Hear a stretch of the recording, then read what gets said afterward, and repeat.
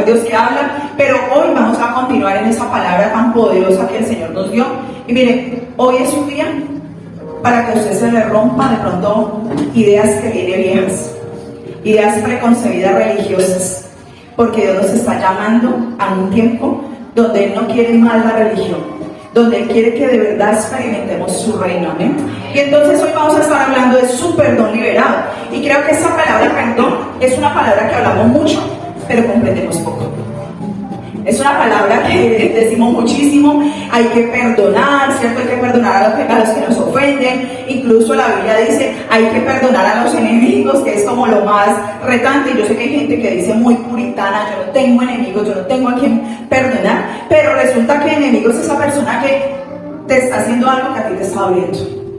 Enemigo también para uno puede ser esa persona que hizo algo que te dañó. Y de pronto pasó hace muchos años, pero el dolor todavía sigue incrustado.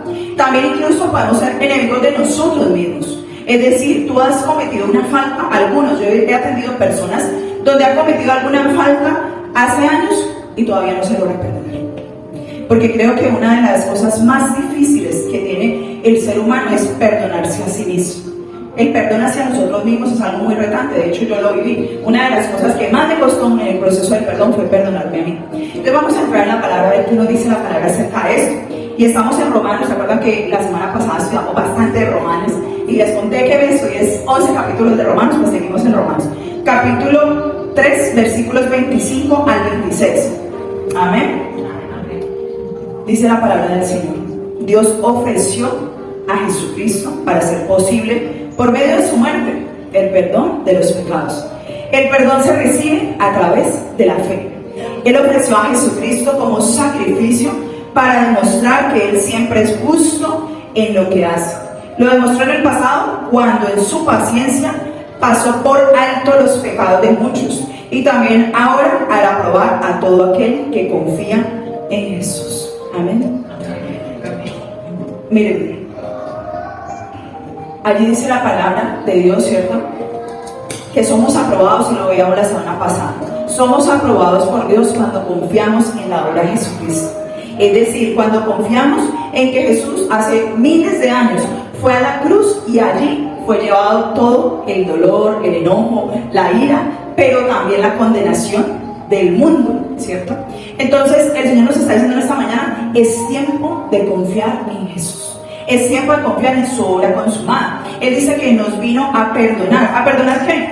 Todo lo que nos habíamos equivocado. Yo sé que los que ya llevan un tiempo aquí en casa saben, pero para los que no, les voy a refrescar, saben que esa palabra pecado significa errar al blanco. Es decir, cuando Dios tiene un plan para nuestra vida, es decir, Dios dice, este es el plan, yo quiero que vayas hacia allá, y nosotros normalmente hacemos por otro lado, ¿cierto? Y cuando nos vamos por otro lado, pues resulta que comenzamos a ver que nuestra vida no da el fruto que anhelamos, a ver que nuestra vida no está dando los resultados que nosotros anhelaríamos, porque cada vez que tú y yo nos salimos del plan de Dios, pues las cosas no salen como esperamos. Porque una de las cosas más retantes para el ser humano es poderse rendir a la voluntad y a los planes de Dios. ¿Por qué? Porque tenemos una alta necesidad de tener el control. Y cuando nosotros decimos que nos rendimos a los planes de Dios, es literalmente soltarle el control a Él. Entonces, cuando tú y yo reconocemos que hemos vivido una vida fuera de su voluntad, es decir, donde su palabra nos enseña como esos linderos, donde nos dice, esta es la forma en que yo quiero que tú planifiques tu vida, pero nosotros nos salimos de allí pecando, errando al blanco, entonces comenzamos a sentir que hay mucho peso sobre nuestros hombros. Pero también veo a muchos cristianos, a muchos hijos de Dios, que aunque ya conocen lo que Jesús hizo, siguen condenándose. Y quiero iniciar diciéndote esta mañana que una de las armas más importantes del enemigo o del reino de las tinieblas es la condenación. La condenación trae un juicio sobre nosotros mismos. La condenación demanda un pago por todos los errores y por todos los pecados. Es decir, ya sabemos, digamos, en el sistema, vemos que han dicho muchos expertos que la culpa, que la condenación, pues incluso trae síntomas físicos. Incluso se ha descubierto cómo trae enfermedades. Cuando una persona tiene condenación o tiene culpa, normalmente se enferma. Y esa es una de las raíces más profundas y menos exploradas en el Evangelio. El estrés es una raíz, ¿cierto? El estrés, decimos que estamos en un tiempo de mucho estrés, pero una de las raíces más profundas es la condenación, porque siempre estamos pensando que no estamos haciendo las cosas bien. Siempre el enemigo, es decir, Satanás, va a comenzar a susurrarte al oído, a decirte, no lo estás haciendo bien, estás mal. Aun cuando nosotros hacemos las cosas bien, parece que siempre falta un pedacito para ser esa persona correcta o esa persona perfecta, ¿cierto? Y dice la palabra del Señor, dice que ese nombre diablo, ¿cierto? Que usamos mucho, que dice mucho la Biblia, Satanás, desde el hebreo significa el acusador. Por eso sí dice la palabra de Dios, dice la Biblia, que Él es el acusador de los hermanos. O sea, Él está constantemente acusando a los hijos de Dios. Y nos concentramos a veces demasiado en esa acusación. Y mire, es muy sencillo que usted sepa si se está acusando, si está caminando en condenación o no. Y es cuando usted siempre está pensando qué le falta por hacer para estar bien delante de Dios. Usted dice, pero ¿qué será lo que me está faltando?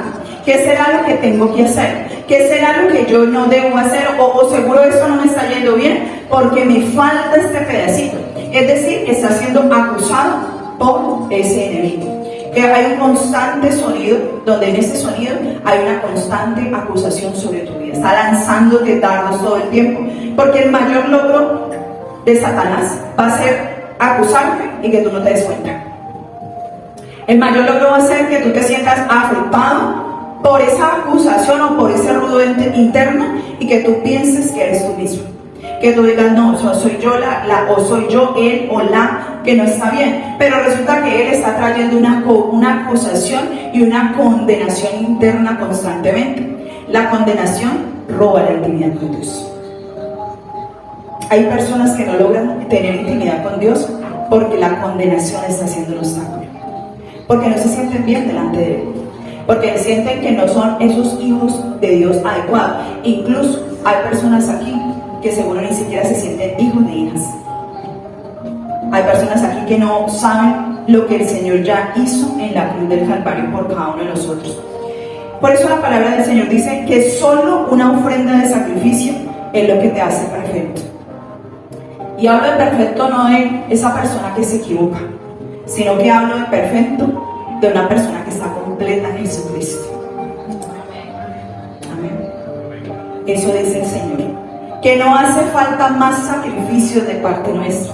Pero decíamos la semana pasada que venimos acostumbrados a estar ofreciendo un sacrificio tras otro. Nos enseñaron desde pequeño, haga sacrificio. De hecho hay algo muy cultural, es que viene Semana Santa, no coma carne, haga esto, esta semana usted es el santo, así sea el diablo en el restaurante, ¿cierto?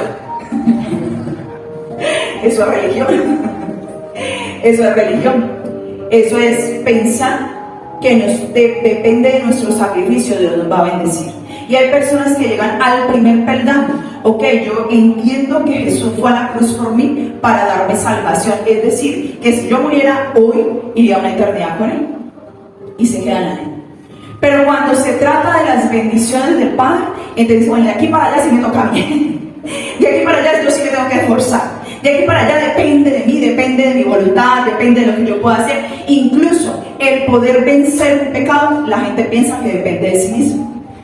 Pero Jesús dice algo muy contrario. Y es que cuando nosotros nos concentramos en lo que Jesús ya hizo, entonces más fácil nosotros podemos ser libres del pecado. Por eso hay gente que cuando hablamos de perdón, que cuando hablamos, ay no, esta persona me está haciendo algo, o está haciendo algo contra mí, usted y yo que hemos dicho, que llegue la justicia divina, ¿cierto? La justicia divina que no falla. Pero le quiero decir algo, la justicia de Dios es tan diferente a la nuestra. La justicia nuestra es que a esa persona le vaya mal. Por eso usted, cuando una persona hizo algo malo y le va bien, usted le entiende y le cuestiona a Dios, ¿cierto? Pero ¿por qué si yo estoy haciendo las cosas bien y él está haciendo las cosas mal? Porque la justicia divina es tan diferente a la nuestra. Porque Dios dice en su palabra que cuando un pecador se arrepiente, es decir, ese arrepentimiento trae cambio de conducta, Él dice que libera su perdón para esa persona. Yo sé que todos conocemos la historia de ese momento en la cruz cuando Jesús al lado tenía un ladrón. ¿Merecía ese ladrón el perdón de pecados? No. Pero ese ladrón en el último minuto se arrepintió. Y dice la Escritura que entonces él se le entregó esas llaves de la salvación eterna. Y para nuestra mente es como, ¿cierto? No cabe. Pero eso es la justicia divina. La justicia divina nos da una oportunidad siempre. La justicia divina nos habla de su gracia, que esa gracia es ese favor que nosotros no merecemos. Por eso tú y yo tenemos que entender hoy que no merecemos ser perdonados, pero por su gracia y por su favor, Él nos ha perdonado. Amén. Pero nos ha perdonado constantemente. El Señor sabe que tú y yo nos vamos a equivocar mañana. El Señor sabe que cuando salgamos de este lugar seguramente vamos a fallar, porque no hay forma de que nosotros garanticemos, lo dije el domingo pasado, una obediencia completa o una obediencia perfecta. La única forma es cuando nosotros entendemos que esa obra completa fue consumada en la cruz. Amén. Así que para poder vencer el pecado, para poder vencer tantos obstáculos en nuestra vida, necesitamos concentrarnos en la justicia de Cristo, no en la justicia nuestra. Es decir, en saber que tú y yo somos justos delante de Él. Y algunos pueden estar pensando ahora en este momento, no, pero es que eso entonces va a llevar a la gente a pecar muchísimo más. Porque nos hemos enfocado tanto en hablar del pecado, en hablar del pecador, en hablar de cómo estamos mal, que le tenemos tanto miedo a la gracia de Dios. Pero mire, si usted conoce y experimenta la gracia de Dios, usted no va a tener el deseo de estar en pecado. Usted no va a tener el deseo de estar mal con el Señor. Cuando usted y yo experimentamos la gracia, lo que hay es un deseo profundo de caminar en su voluntad. Por eso la palabra dice del Señor que al que más se le perdona, más ama. Yo recuerdo mucho, para mí esto fue una revelación muy grande cuando yo comencé a caminar con el Señor, porque fue como que la oscuridad que había en mí, yo comencé a verla muy a la luz de su palabra. Cosas que yo no sabía y no imaginaba que no estaban bien en mi vida. Cuando comienzo a experimentar la luz de su palabra, su verdad hablándome, yo decía, wow, qué mala que soy, qué tanto que me he equivocado. Y comencé a tener un amor tan profundo por el Señor. Y comencé a sentir tantos deseos de hacer su voluntad. Pero eso es algo constante. Entre tú más caminas en la gracia y en el favor del Señor, tú vas a sentir un deseo profundo de caminar en su voluntad. ¿Sabes por qué? Porque tú comienzas a experimentar las bendiciones de Dios a otro nivel. Y cuando tú experimentas las bendiciones de Dios y tú sabes que no es por lo que tú te mereces, que no es por lo que tú haces, sino que simplemente es por el amor y por su gracia, eso te rompe la cabeza. Pero muchos no han podido avanzar porque siguen concentrados en sí mismos, porque siguen enfocados en su pecado, en su falla, en lo que no pueden lograr. Por eso, cuando nosotros necesitamos hacer esos cambios, necesitamos comenzar a creer en lo correcto. Creer en lo correcto te va a llevar a vivir una vida correcta. Es decir, creer en lo correcto te va a llevar a vivir de la forma correcta. Pero cuando tú no crees lo correcto, sino que tú lo que crees es lo que la religión te ha enseñado, entonces tu forma de vivir va a estar de acuerdo a la condenación. Y de pronto algunos estén diciendo, no, pastora, eso como que no me convence, pero ponga mucha atención, que yo todas esas dudas y inquietudes también las tuve. Así que cuando el Señor quiere que nosotros comencemos a caminar en lo espiritual, en lo que Él nos está hablando, en lo que Él nos está diciendo, nos dice, crean de la forma correcta. Es decir, dejen que su corazón pueda confiar plenamente en Jesús. El corazón tiene que ver con esa mente, con esa mentalidad de que confía en el reino, en lo que ya Él ha hecho. Por eso el Señor dice que el hombre bueno del buen tesoro del corazón saca buenas cosas. Un hombre que está caminando en la palabra de Dios, de su corazón van a salir buenas cosas, porque está confiando en lo que Jesús ya ha hecho. Así que, en otras palabras, es un reflejo de lo que hay dentro de nosotros. Eso es lo que va a suceder. Así que si tú quieres cambiar tu vida, la solución no es cambiar tus circunstancias, la solución es cambiar tu corazón. Amén. La solución no es mirar cómo tú cambias tu circunstancia, la solución es cómo tú cambias tu corazón. Pero la única manera es rendirse a los pies de Jesucristo. Solo Él puede cambiar nuestro corazón. No se trata de que tanto nos esforcemos para que el corazón sea cambiado. Es Él el que llega a cambiar el corazón. Dice la palabra del Señor, puedes estarte haciendo una pregunta, bueno, pero ¿qué pasa con las personas que están fuera de su palabra, de su voluntad? Mire, hoy tiene que poner mucho cuidado. Yo sé que está un poquito pesado, pero hoy es mucha enseñanza. Hoy es aprender muchas cosas.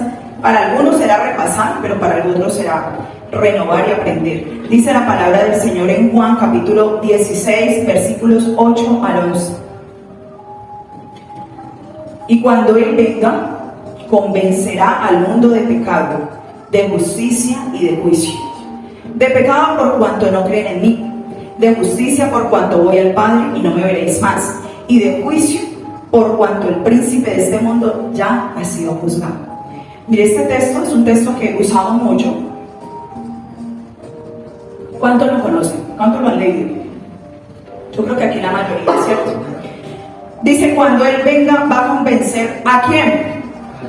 Al mundo de pecado. Pero la gente dice, es que el Espíritu, la gente que es hija de Dios, que somos los que estamos aquí, dice, es que el Espíritu Santo me va a convencer de pecado. Error. El Espíritu Santo convence de pecado al mundo. Pero el mismo texto lo dice. ¿Cuál es el pecado que convence al mundo? De no creer en Jesús. Ese es el pecado que viene Dios a traer, a convencer a la gente a través de su Espíritu Santo. Porque el mundo está lleno de un montón de filosofías. El mundo está lleno de un montón de cosas del sistema, donde dice que Jesús ya hoy es simplemente un nombre más. No es un nombre relevante, porque Jesús fue un profeta, fue un maestro, pero para muchos Jesús no es el Hijo de Dios. Y Él viene a convencer al mundo de que Jesús es el Hijo de Dios, el cual fue a la cruz para traer un poder sobre la tierra y sobre sus hijos. ¿Por qué? Porque toda la ira y toda la condenación que debía ser sobre nuestros hombros o sobre el ser humano, cayó y recayó sobre Jesús. Amén. Ese es el convencimiento que Él trae. Pero también Él dice que viene a traer justicia. Esa justicia divina que hemos estado hablando es una justicia que recae sobre Jesús. No recae sobre nosotros. Cuando tú y yo caminamos en lo que es la gracia del Señor, la justicia no va a recaer sobre nosotros, recae sobre Jesús. Porque tú y yo entendemos lo que el Señor ha hecho por nosotros. Porque ese juicio que algunos dicen, no, es que ¿qué juicio queda para el creyente de hoy? Mire, si usted y yo entendemos que a través de su gracia dice que la ley ha sido completada. Es decir, a través del sacrificio de Jesús, todo el cumplimiento de la ley se hizo. A través de esa gracia divina, entonces todo se cumplió en Él. No podríamos decir, ok, yo estoy en pecado, pero estoy caminando en la gracia de Dios. No, estás caminando en la ley. Cuando una persona está siendo esclavo del pecado, está caminando en la ley, porque la ley viene para condenar, pero la gracia viene para traer libertad. Amén. La gracia viene para traer perdón. Dice 2 Corintios capítulo 3, versículo 9. Porque si el ministerio de condenación fue con gloria, mucho más abundará en gloria el ministerio de la justificación. No sé si está pesado, pero aquí hay dos ministerios. Ministerio, recuerden que la palabra es servicio. Dice, si el ministerio de condenación, es decir, el ministerio de la ley, hasta un momento, ¿cierto?, antes del sacrificio de Jesús, la ley estaba sobre el ser humano. Es decir, tenían que hacer sacrificios una y otra vez. Pero dice la Escritura que cuando vino Jesús, el sacrificio fue una sola vez. Y ya para siempre. Por eso el ministerio de la justificación es el ministerio de Jesús. Yo creo que Dios nos ha dado el poder para elegir dónde queremos estar. Dios nos está dando en esta mañana el poder de elegir. Si usted quiere seguir caminando en la condenación, si usted quiere seguir creyendo que a usted le está yendo mal por lo que usted hace, o usted hoy quiere renunciar a todo eso y rendirse a los pies de Jesús para que pueda experimentar la gracia, para que pueda experimentar su favor. ¿Puede una persona entonces seguir bajo la gracia y seguir viviendo en pecado? Ya dijimos que no. Una persona que camina en la gracia no puede vivir en pecado. Porque la persona que sigue teniendo ese estilo de vida de pecado se ha salido totalmente de la gracia de Jesús. Yo creo que ese es un tiempo donde de verdad necesitamos experimentar lo que dice su gracia, donde de verdad necesitamos experimentar lo que dice su palabra. Yo no sé si a ustedes les pasa, pero hay muchas personas que en este tiempo parece que dicen, o sea, dicen la palabra dice esto, pero hacen otro. La palabra dice aquello, pero su testimonio de vida es otro totalmente. Y creo que es que hay agentes de Satanás diciendo que viene la gracia, pero viene en el pecado, que viven fuera de su voluntad. Y nos volvemos agentes de las tinieblas cuando hacemos eso. Pero hoy hay una buena noticia para nosotros. Si usted se siente en ese lado, si usted dice, ok, yo estoy allí, siento que no he podido salir, siento que me ha costado, porque a todos hay algo que en algún momento nos ha costado. Usted puede decirle al Señor, yo quiero experimentar tu gracia, yo quiero experimentar tu amor, yo quiero poderme rendir ante ti, dejar de batallar en mis propias fuerzas y sentir que depende de mi propio esfuerzo, que depende de mi oración, que depende de lo que yo hago. Yo quiero experimentar esa gracia tuya que se da en otro nivel cuando confiamos en su palabra. Amén. La gracia siempre va a traer resultado, como resultado la victoria sobre el pecado. La gracia es algo poco hablado en este tiempo, porque nos gusta caminar en la ley, porque nos gusta sentir de alguna manera que las cosas dependen de nosotros. La gracia es una de las cosas más difíciles que el ser humano puede entender, precisamente porque el ser humano está acostumbrado a mirarse primero, porque estamos tan concentrados en el yo, en lo que yo soy, en lo que yo puedo hacer, en lo que yo puedo lograr, que no logramos entender lo que Él ya hizo. Por eso el Señor quiere que en este tiempo se levante una iglesia, entendiendo que hay un poder que se ha liberado sobre nosotros, que es el poder del perdón. Y cuando usted y yo recibimos el poder del perdón de Jesucristo, tú y yo vamos a poder experimentar lo que dice la palabra. Tú y yo vamos a poder experimentar ese poder que ha sido depositado en nuestras manos, incluso para vencer no solamente el pecado, sino para vencer una enfermedad, para vencer una crisis financiera, para vencer pensamientos contrarios, porque hay un poder que ha sido depositado en nosotros, que es Jesús dentro de nosotros, que es su Espíritu Santo en nosotros, comenzando a orar cosas que tú dices, esto no depende de mí, fue algo diferente a mí que comenzó a operar. Y yo no sé cuántos han experimentado eso, como el poder de Jesús dentro de usted comienza a ayudarle a usted vencer cosas que usted no podía en sus fuerzas, como el poder de Jesús, usted comienza a declarar lo que Él dice en su palabra, su verdad, y usted comienza a ver cómo sus circunstancias cambian, no porque usted hizo un montón de cosas, sino porque usted se puso de acuerdo y en línea con el poder de Jesús operando en usted, porque Él nos ha dado el poder, dice Él. Es un poder que está sobre nosotros. Ese perdón que Él libera en esta mañana no es simplemente para que tú y yo nos sintamos menos pecadores, es simplemente para que nosotros comencemos a caminar en el poder de Dios. Amén.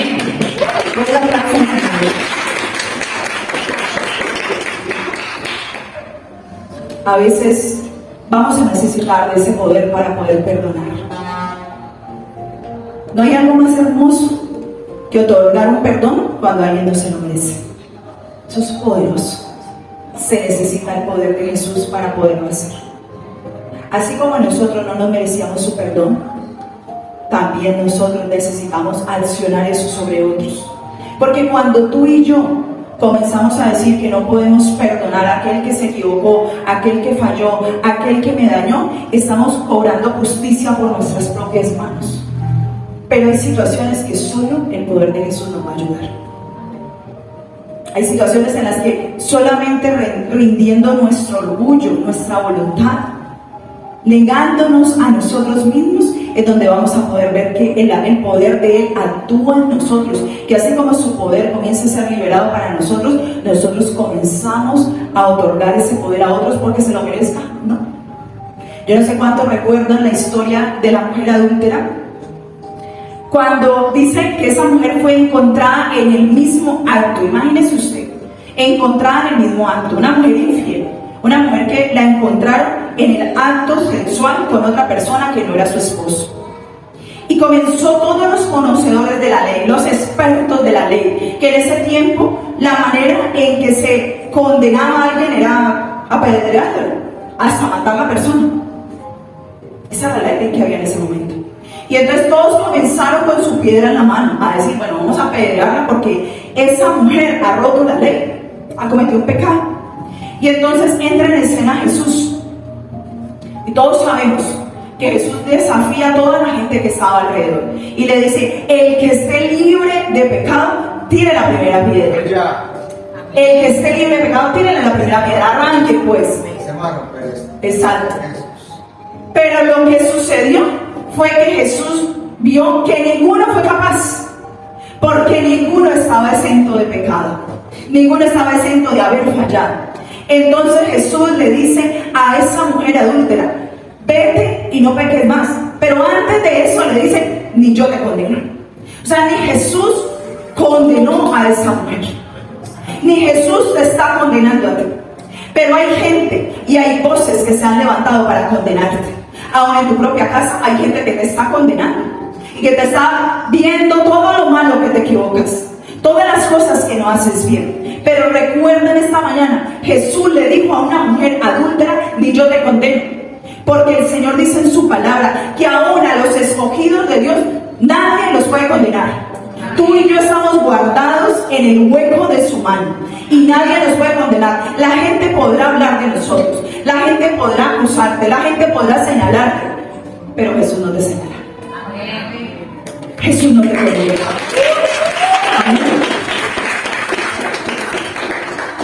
Y también recuerdo otra historia, y es una historia muy poderosa, una historia comúnmente escuchada o leída como la historia del hijo pródigo. Es la historia de un hijo. Eran dos hijos, ¿no? Eran dos hijos, pero el hijo menor le dice a su papá, yo necesito la herencia. Yo no sé cuántos papás que estamos aquí podrían imaginarse que usted pida, su papá, su hijo venga y le pida la herencia. Y entonces dice la escritura que el papá le entregó la herencia al hijo, le dijo, listo, yo le doy lo que le pertenece. Entonces ese hijo se fue de la casa. Y cuando el hijo se fue de la casa, dice la historia que el hijo fue y malgastó todo lo que le había dado su papá. Es decir, la herencia que le pertenecía, pues se la malgastó. Y llegó un momento donde se le acabó la herencia. Y como ya no tenía dinero, le tocó comenzar a trabajar en lo que salía. Y dice la escritura que llegó un momento donde incluso el trabajo que hacía es darle de comer a los marranos, a los cerdos. Algo que era demasiado mal visto en la época. El cerdo en esa época era algo muy mal visto. Y cuando él está allí atravesando todo esto, cuando él está allí viviendo todo esto, comienza a pensar y dice, pues a mí ¿qué me pasa? Yo recuerdo que mi papá tiene jornaleros en su casa y aún hasta los jornaleros tienen techo y tienen comida, es decir, tienen asegurado lo necesario. Entonces ese hijo menor dice, ok, ya sé, voy a ir donde mi papá y le voy a pedir trabajo. Por lo menos voy a asegurar las cosas. Pero dice la escritura que cuando él se iba acercando, aún a lo lejos, dice, fue regresando y aún a lo lejos cuando su papá lo vio llegar, lleno de amor y de compasión, el papá sale corriendo a abrazar a su hijo. Lo abrazó, lo besó y dice la palabra que su hijo le dijo, mira lo que le dijo su hijo al papá, Padre, he pecado contra el cielo y contra ti, yo no soy digno de que me llamen hijo. El hijo sabía todos los errores que había cometido, el hijo sabía los pecados que había cometido, el hijo incluso no se sentía digno de ser llamado hijo. Pero el papá dice que le dijo a los sirvientes, rápido, rápido, traigan la mejor túnica. Hay otras versiones que dicen, traigan la mejor ropa, cámbienle la ropa. ¿Cómo vendría ese hombre?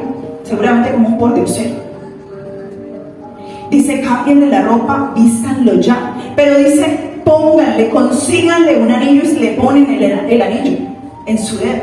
Y también cámbienle las sandalias y pónganle esas sandalias, cámbienle los zapatos y pónganle unas sandalias en sus pies. Acto seguido, el papá dice, maten el mejor ternero y vamos a celebrar con un banquete, porque mi hijo estaba muerto y ahora ha vuelto a vida, estaba perdido y ahora ha sido encontrado. Y entonces comenzó la fiesta. Esta parábola es para ti esta mañana.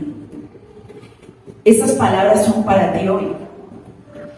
Yo puedo ver el corazón del padre que quiere hoy a sus hijos de vuelta en casa. Y puede ser que tú digas, no, pero es que yo estoy en casa. Pero ¿sabes qué? El Señor esta mañana quiere de vuelta a sus hijos que han estado caminando en condenación, a sus hijos que han estado caminando en la ley, a sus hijos que han puesto el esfuerzo en sí mismos y se les está volviendo la carga muy pesada. El Señor quiere darte una posición de nuevo, esa posición de hijo. Porque vemos que ese hijo que reclamó la herencia fue el que se apartó de su papá. Él fue el que fue y malgastó la herencia. Y a veces para algunos es así. Hay una herencia que ya Dios te depositó. Hay promesas que Dios ya te ha dado para tu familia, para tu hogar, para tus finanzas, para tu vida emocional, para tu vida mental, pero tú estás por fuera de la cobertura de tu papá.